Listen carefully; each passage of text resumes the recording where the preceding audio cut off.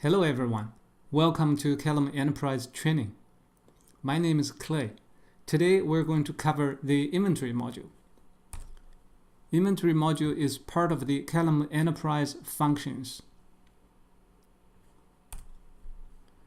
Let's start with the item list. To build out the inventory, you start with a global item list for parts and services. And you can see an inventory an item can be assigned to site, and a site inventory can have stocks. You can also see how asset is related to inventory item. And an inventory item is also an asset group. A serialized inventory item is an asset. Let's look at the item creation. So when you create an item, you can leave the item number blank, so the system will generate one for you. You can set a note and a description, so they can be shared with your site inventory. You can set a category, being part, tool, or others, and a unit of measure, model, and a manufacturer. In the site inventory tab, it shows all the sites that also use this item. And you can also define item reference, which are the numbers used by your vendor or your manufacturer. So when you order them, it's easier for them to cross-reference it. The PM plan shows all the PM plans defined for this inventory item. It's mostly for asset groups, and it's for information use only. And there are also comments for the item in this tab. And the inventory item can also have spare parts or bill of material. It can also have tools it might use. An inventory item can have its own specific unit of measure set.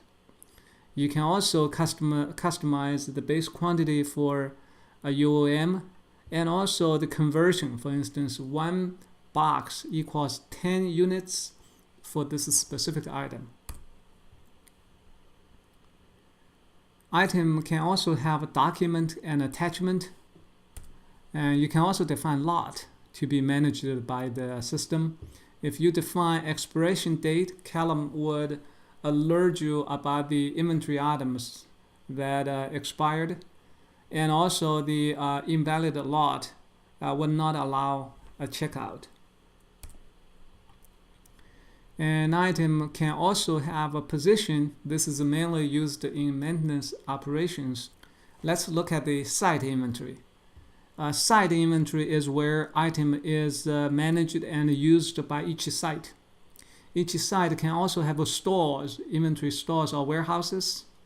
And each store or warehouse can have their own locator, aisle, shelf, bin to store items. We also support customer inventory, so you could have one site that's a customer site, stores inventory belonging to a customer. We also support a project inventory, so you could store items that are assigned to specific projects. To create a site inventory, you specify the item number and the site. And note and description will be copied from your item. And one thing I want to point out is that you could define order type to be min-max, specify min and max stock level, and make order creation to be automatic. And with this configuration, Calem can generate requisitions automatically if your stock level is below the mean. Site inventory, so you can look at the store inventory. You can also look at the items for this site at the locator level, at the stock level, inside the store. The item for site inventory can also be reserved by work orders. And we also show you the vendors and their prices supplying this item for this site. There's also transactions tab showing all the transaction history for this item. There are also documents and attachment for the site inventory. For site inventory, there are various transactions supported in Calem, from initial receive till you do receive adjustments, and receive. You can directly receive an asset. You can check out an inventory item to a work order, return from work order, or you can move an inventory item. You can also do physical count, and you can do batch physical count import, and also the batch unit price setting.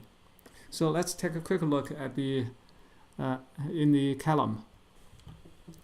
So all the transactions show up here. So let's take a quick look at a checkout transaction. So if I check out to work order, I need to specify work order number. For instance, I pick 4471, and then I do a save. The system will show me all the stocks for this site. So I can pick an item here. It allows me to specify quantity I want to check out. Let's say I check out 2 of them, and the checkout is successful. So you can come back, issue other items to the work order. And there are other transactions listed here. We will not go through each one of them. And the next item we want to look at are the reports for the inventory. So you have order list, vendor prices, transactions, and project stock, and a vendor price log, the price change log. So that's the site inventory transaction, and we also covered inventory module reports. And for you to start to use inventory, you may want to initialize your inventory with the data upload. You can use Excel templates from the CalemEAM site, the training section. You can download all those Excel templates and use that to populate your data, then upload to Calem. For the hands-on lab, we'd like for you to set up an item and set up some reference and also create an item type. You can then set up a unit of measure, set up a site inventory item. We want you to set up min-max and set reordering to be automatic. Like for you to do some inventory transactions, for instance, receive, then do some adjustments about cost or quantity, do checkout and return, and do some physical count transactions. For the reports, we like for you to run an inventory transaction report for a period of time. Our next module for the training is requisition and purchase order. So that's all the training for the inventory module. Hopefully you can start initializing your inventory and begin to manage your spares and track them in your maintenance operations. Contact us at CalemEAM if there are any questions. Thank you.